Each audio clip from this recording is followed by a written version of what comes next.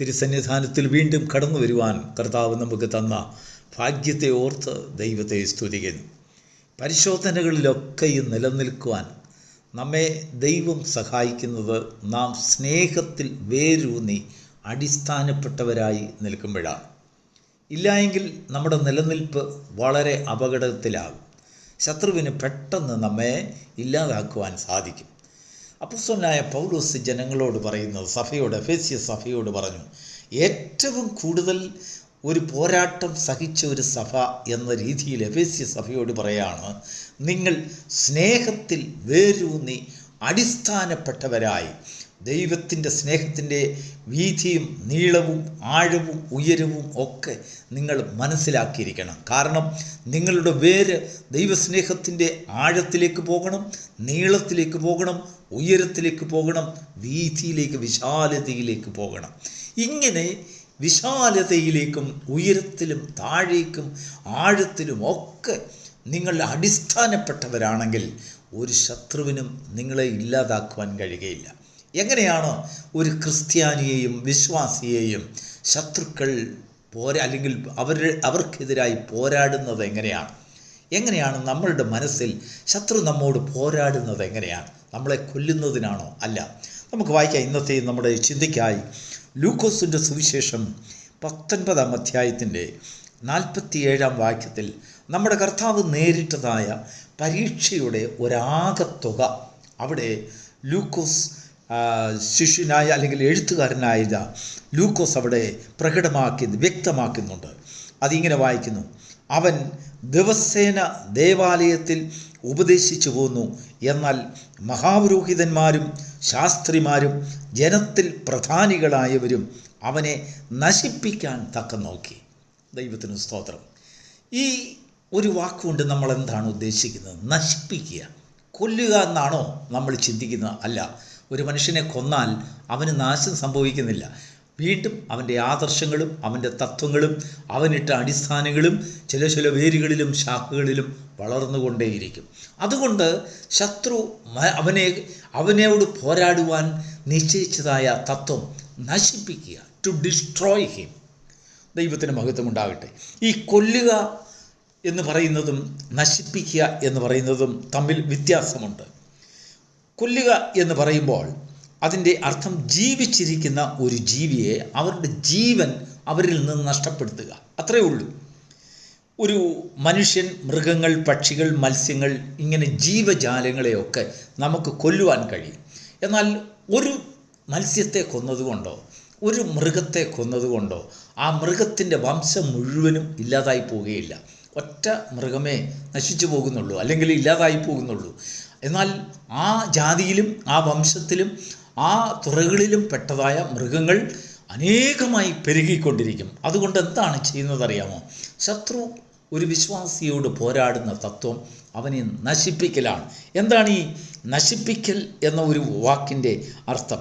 ഒരു വസ്തുവിൻ്റെ അല്ലെങ്കിൽ ഒരു ജീവിയുടെ ആശയത്തിൻ്റെ രൂപം, നില, പ്രവർത്തനം, നിലനിൽപ്പ് എന്നിവ ഇല്ലാതാക്കുക. അതാണ് നശിപ്പിക്കൽ എന്ന വാക്കിൻ്റെ അർത്ഥം. ഒന്നുകൂടെ ഞാൻ പറയട്ടെ. ഒരു വസ്തുവിൻ്റെ അല്ലെങ്കിൽ ഒരു ജീവിയുടെ ആശയത്തിനും അതിൻ്റെ രൂപത്തിനും അതിൻ്റെ നിലനിൽപ്പിനും അതിൻ്റെ പ്രവർത്തനത്തിനും അതെല്ലാം ഇല്ലാതാക്കുന്ന ഒരു പ്രവൃത്തിയാണ് നശിപ്പിക്കൽ എന്ന് പറയുന്നത്. ഒരു വിശ്വാസിയെ സംബന്ധിച്ചിടത്തോളം നമ്മളെല്ലാം ശത്രുക്കളിൽ നിന്ന് അല്ലെങ്കിൽ പൈശാചികമായി നാം നേരിടുന്നതായ പരീക്ഷകൾ ഇത്രയും മണ്ഡലങ്ങളിൽ വിശാലമായിട്ട് പടർന്നു കിടക്കുകയാണ്. എന്താണെന്നറിയാമോ? നമ്മുടെ രൂപത്തിന് വ്യത്യാസമുണ്ടാകും.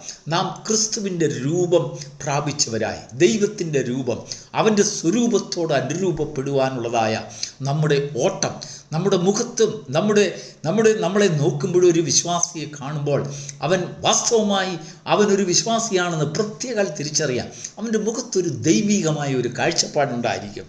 അത് തന്നെയല്ല അവൻ്റെ നില, നമ്മുടെ നിലയോട്, നമ്മുടെ സാഹചര്യങ്ങളിൽ നാം ഏത് നിലകളിൽ നിൽക്കുന്നോ ആ നിലയിൽ നിന്ന് നമ്മെ തള്ളിയിടാൻ നോക്കും. അതിനുശേഷം നമ്മുടെ പ്രവർത്തനത്തിന് വിരോധമായി ശത്രു പോരാടും.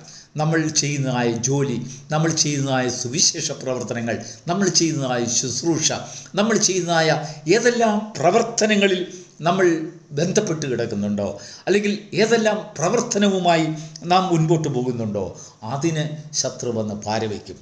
അതിനുശേഷം നമ്മുടെ നിലനിൽപ്പ്, ഓരോ സാഹചര്യങ്ങളിലും നാം എങ്ങനെയാണ് ഓരോ പ്രശ്നങ്ങളെ തരണം ചെയ്ത് നമ്മുടെ ജീവിതത്തിൽ നിലനിൽപ്പുണ്ടാകുന്നത്, നമ്മുടെ കുടുംബത്തിൽ നിലനിൽപ്പ്, കുടുംബജീവിതത്തിലെ നിലനിൽപ്പ്, കുഞ്ഞുങ്ങളുമായി ഉള്ളതായ ആ ഒരു ഐക്യത്തിൻ്റെ നിലനിൽപ്പ്, സമൂഹത്തിൽ നാം ഇടപെട്ട് നിൽക്കുന്നതായി നമുക്കൊരു നിലനിൽപ്പുണ്ട്. സാഹചര്യങ്ങളുടെ മുഖത്ത് എങ്ങനെയൊക്കെ നിലനിൽക്കണമെന്ന് നമുക്ക് തന്നെ ഒരു ധാരണയുണ്ട്. അപ്പോൾ ശത്രു വന്ന് നമ്മളോട് നമ്മുടെ നിലനിൽപ്പിന് വിരോധമായി പോരാടും. ദൈവത്തിന് മഹത്വം ഉണ്ടാകട്ടെ. ഇങ്ങനെ നമ്മളെ നശിപ്പിക്കുന്ന ഒരു തത്വമായിട്ടാണ് പിശാച് നമുക്കെതിരായി പോരാടുന്നത്. ചിലപ്പോൾ നമ്മൾ വിചാരിച്ചിരിക്കും എന്തെങ്കിലും ഒരു രോഗം വന്നാൽ നമ്മളെ അങ്ങ് കൊന്നൊടുക്കുകയായിരിക്കും പിശാചിൻ്റെ തത്വം. എന്നോ ഒരിക്കലും അങ്ങനെയല്ല. നമ്മളെ കൊന്നൊടുക്കി കഴിഞ്ഞാൽ പിന്നെ പിശാചിന് അവൻ്റെ പ്രവൃത്തിയുടെ അത് അന്തമാകും. നമ്മളെ കൊല്ലാക്കൊല ചെയ്യാന്നൊക്കെ പറഞ്ഞില്ലേ. ചിലപ്പോൾ നമ്മളെ പീഡിപ്പിച്ച് നമ്മളെ സൂക്ഷിക്കുവാൻ നമ്മുടെ കർത്താവ് അശക്തനാണെന്നുള്ളതായ ഒരു ധാരണ നമ്മുടെ ഉള്ളിൽ അല്ലെങ്കിൽ സൃഷ്ടിക്കുന്നതാണ് പിശാചിൻ്റെ ബഹുത്തായ അല്ലെങ്കിൽ വലിയ പ്രധാനമായിട്ടുള്ള ഒരു ചിന്താഗതി. ദൈവത്തിന് മഹത്വം ഉണ്ടാകട്ടെ. അപ്പോസ്തലനായ പൗലോസ് അതുകൊണ്ടാണ് പറഞ്ഞത്, നിങ്ങൾ സ്നേഹത്തിൽ വേരൂന്നിയവരായിരിക്കണം. അങ്ങനെ ഒരു മനുഷ്യൻ സ്നേഹത്തിൽ വേരൂന്നപ്പെടണമെങ്കിൽ അവൻ ദൈവത്തിൻ്റെ സ്നേഹത്തെ വാസ്തവമായി തിരിച്ചറിയുക. എന്താണ് ഈ ദൈവത്തിൻ്റെ സ്നേഹം? ദൈവത്തിൻ്റെ സ്നേഹമെന്ന് നമ്മൾ പറയുന്നില്ലേ? എന്താണ് നമുക്ക് ദൈവത്തിൻ്റെ സ്നേഹത്തെക്കുറിച്ചൊരു നിർവചനം ആരെങ്കിലും ചോദിച്ചാൽ, ഒരു അവിശ്വാസിയായ ഒരു വ്യക്തി നമ്മളോടൊരു ചോദ്യം ചോദിക്കുകയാണ്, പ്രിയ സഹോദര സഹോദരി, ദൈവസ്നേഹം എന്ന് പറഞ്ഞാൽ എന്താണ്? നമ്മൾ എന്താണ് മറുപടി കൊടുക്കുക? ദൈവത്തിൻ്റെ സ്നേഹം എന്നതോ നാം അയോഗ്യരായിരിക്കെ നമുക്കൊരു യോഗ്യതയും നമുക്കൊരു കഴിവും നമുക്കൊരു ത്രാണിയും ഇല്ലാതിരുന്നതായ നമ്മളെ യോഗ്യരാക്കി തീർത്ത് ദൈവത്തിൻ്റെ മക്കളാകുവാൻ അധികാരം തന്ന് ദൈവം നമ്മെ സ്നേഹിച്ച വിധം, നമ്മെ ഉയർത്തിയ വിധം, അതാണ് ദൈവത്തിൻ്റെ സ്നേഹം. ആ ദൈവത്തിൻ്റെ സ്നേഹത്തെ പ്രാപിക്കുവാൻ നമുക്കൊരു യോഗ്യതയുമില്ല. അക്ഷരികമായിട്ടും ആത്മീകമായിട്ടും നമുക്ക് യാതൊരു യോഗ്യതയുമില്ല, ഒരു കഴിവുമില്ല, ഒരു ത്രാണിയുമില്ല, ഒരു ജ്ഞാനവുമില്ല. എങ്കിലും സർവശക്തനായ ദൈവം നമ്മുടെ താണ അവസ്ഥയിൽ നിന്നും നമ്മെ തൂക്കിയെടുത്തു. അവൻ ബദ്ധന്മാരെ താഴ്ചയിൽ നിന്ന് അവൻ കൈക്ക് പിടിച്ച് ഉയരത്തിലേക്ക് കൊണ്ടുവന്നാൽ അവൻ നല്ല ദാനങ്ങളെ കൊടുക്കുന്നു. അതാണ് ദൈവത്തിൻ്റെ സ്നേഹമെന്ന് പറയുന്നത്. ദൈവത്തിന് സ്തോത്രം. ആ ദൈവത്തിൻ്റെ സ്നേഹത്തിൻ്റെ ആഴത്തെയും നീളത്തെയും വീതിയെയും ഉയരത്തെയും തിരിച്ചറിഞ്ഞുകൊണ്ട് അവയിലേക്കെല്ലാം വേരുകൾ ഓടിക്കുന്ന ഒരു വ്യക്തിക്ക് സ്നേഹത്തിൽ വേരൂന്നിയവനെ പിശാചിന് തകർക്കുവാൻ കഴിയുകയില്ല. അവരെ കുറിച്ച് അപ്പോസ്തലനായ പൗലോസ് പറയുന്നത്, നിങ്ങൾ സ്നേഹത്തിൽ വേരൂന്നി അടിസ്ഥാനപ്പെട്ടവരായി. എഫെസ്യലേഖനം 2-ാം അധ്യായത്തിലും ആ ഉടനീളം എഫെസ്യലേഖനം മുഴുവനും ദൈവസ്നേഹത്തിൽ എങ്ങനെ മനുഷ്യൻ അടിസ്ഥാനപ്പെട്ടവരായി തീരാം എന്നുള്ളതായ ഒരു വലിയ കാതലായ കാര്യങ്ങൾ അപ്പോസ്തലനായ പൗലോസ് സഭയെ പറഞ്ഞ് പഠിപ്പിക്കുന്നുണ്ട്. പ്രിയപ്പെട്ട ദൈവത്തിൻ്റെ മക്കളെ, ഈ പ്രഭാതത്തിൽ ദൈവത്തിൻ്റെ ആത്മാവ് നമ്മോട് സംസാരിക്കുന്നതായ ഒരു സന്ദേശം, പലപ്പോഴും നമ്മൾ തെറ്റിദ്ധരിക്കുന്നത് പോലെ നമ്മളെ കൊന്നൊടുക്കുകയല്ല പിശാചിൻ്റെ തന്ത്രം, നമ്മളെ ഇല്ലാതാക്കുക എന്നുള്ളതല്ല പിശാചിൻ്റെ തന്ത്രം, നമ്മളെ നശിപ്പിക്കുക എന്നുള്ളതാണ്. ആ നശിപ്പിക്കുക എന്നുള്ളതൊരു തത്വം അവൻ ആദ്യം നമ്മൾ എവിടെയൊക്കെ വേരൂന്നിട്ടുണ്ടോ ആ വേരുകളിന്മേൽ അവൻ പെട്ടെന്ന് തൊടും. നമ്മുടെ കുടുംബ ബന്ധത്തിൽ, ഭാര്യയുമായിട്ടുള്ള ബന്ധത്തിൽ, ഭർത്താവുമായിട്ടുള്ള ബന്ധത്തിൽ, കുഞ്ഞുങ്ങളുമായിട്ടുള്ള ബന്ധത്തിൽ, ദൈവമക്കളുമായിട്ടുള്ള ബന്ധത്തിലൊക്കെയും അടിസ്ഥാനപ്പെട്ടത് എവിടേക്കെയോ നമ്മുടെ വേരുകൾ, തായ് വേരുകൾ എവിടെയൊക്കെ താഴ്ന്നിറങ്ങി ചെന്നിട്ടുണ്ടോ, എവിടെയെല്ലാം വീശിയിട്ടുണ്ടോ അതിൻ്റെ എല്ലാം ആഴത്തിലേക്ക് പിശാച് കടന്നു ചെല്ലും. എന്നാൽ നാനാ വഴിക്കും അടിസ്ഥാനപ്പെട്ട് സ്നേഹത്തിൽ വേരൂന്നിയതായ ഒരു വ്യക്തി, ആ ദൈവത്തിൻ്റെ സ്നേഹം ഏതൊരു യോഗ്യതയില്ലാത്തവരെ, നമ്മോട് ശത്രുത കാണിക്കുന്നവരെ സ്നേഹിക്കുവാനുള്ളതായ ഒരു തത്വം നമ്മുടെ മനസ്സിൽ കടന്നു വരുമ്പോൾ, നമ്മളിൽ അത് എസ്റ്റാബ്ലിഷ് ആയി തീരുമ്പോൾ, അങ്ങനെയുള്ള വ്യക്തിയെ പിശാചിന് തൊടുവാൻ കഴിയില്ല. അതുകൊണ്ടാണ് കർത്താവ് പറഞ്ഞത്, നിങ്ങളുടെ ശത്രുക്കളെ സ്നേഹിപ്പീൻ. അപ്പോൾ ഒരു മനുഷ്യൻ ശത്രുതയോടുകൂടി നമ്മോട് ഇടപെട്ടാൽ നമ്മളെ ഒരിക്കലും അവർക്ക് നമ്മളെ തോൽപ്പിക്കാൻ കഴിയില്ല. കാരണം നമ്മുടെ തത്വമോ നമ്മുടെ ആശയം ശത്രുക്കളെ സ്നേഹിക്കുക, നമ്മൾക്ക് സ്നേഹം തരാത്തവരെയും സ്നേഹം അങ്ങോട്ട് കൊടുക്കുക. കാരണം ദൈവത്തിൻ്റെ സ്നേഹം അങ്ങനെയാണ് നമ്മെ കാണിച്ചത്.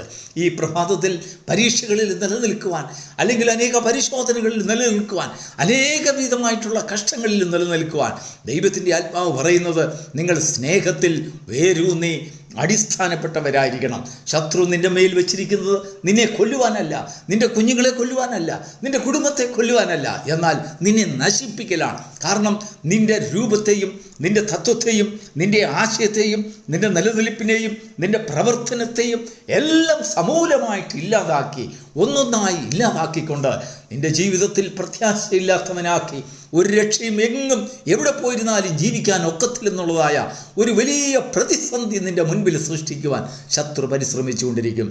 അതിനെ എങ്ങനെ ജയിക്കാമെന്നറിയാമോ? സ്നേഹത്തിൽ, ദൈവസ്നേഹത്തിൽ വേരൂന്നി അടിസ്ഥാനപ്പെട്ടവരായി തീരുന്നുണ്ടെങ്കിൽ ശത്രുവിന് നിന്നെ തൊടുവാൻ കഴിയില്ല. നിന്റെ കുടുംബത്തെ, നിന്റെ കുഞ്ഞുങ്ങളെ, നിന്റെ കുടുംബ ജീവിതത്തിലെ ഐക്യത്തെ, നിന്റെ സുരക്ഷയെ ഒന്നും തൊടുവാൻ ഒക്കത്തില്ല. കഷ്ടങ്ങൾ വരട്ടെ, ഭാരങ്ങളും രോഗങ്ങളും പ്രയാസങ്ങളും അനേകവിധമായി നിനക്ക് തരണം ചെയ്യാൻ കഴിയാത്തതായ ഒരു വലിയ വെള്ളച്ചാട്ടം പോലെ നിന്റെ മുൻപിൽ ഒരു പരീക്ഷകൾ ഉയർന്നു വന്നിരുന്നാൽ ശരി, അതിനെ എങ്ങനെ ജയിക്കാമെന്ന് ദൈവത്തിൻ്റെ സ്നേഹം നിനക്ക് വലിയൊരു ഉപദേശം നൽകി തരും. അത്ര വലിയ സ്നേഹത്തിൻ്റെ ആഴത്തിൽ അടിസ്ഥാനപ്പെട്ടതായ ഒരു ജീവിതം ഈ പ്രഭാതത്തിൽ ഈ വചനം മുഖാന്തരമായി നിന്റെ ഭവനത്തിൽ സ്ഥാപിക്കപ്പെടുമാറാകട്ടെ, അതിൽ വളർത്തപ്പെടുമാറാകട്ടെ, അതിൽ ബലപ്പെടുത്തുമാറാകട്ടെ. ദൈവം നിന്നെ പരീക്ഷകളിൽ നിലനിൽക്കുവാൻ, പരിശോധനകളിൽ നിലനിൽക്കുവാൻ, ഒരു ജയാളിയായി ദൈവത്തിൻ്റെ സന്നിധിയിൽ കാണപ്പെടുന്നതായ ഒരു ഭാഗ്യാവസ്ഥ ഈ പ്രഭാതത്തിൽ ദൈവം നിനക്ക് നൽകുമാറാകട്ടെ. God bless you.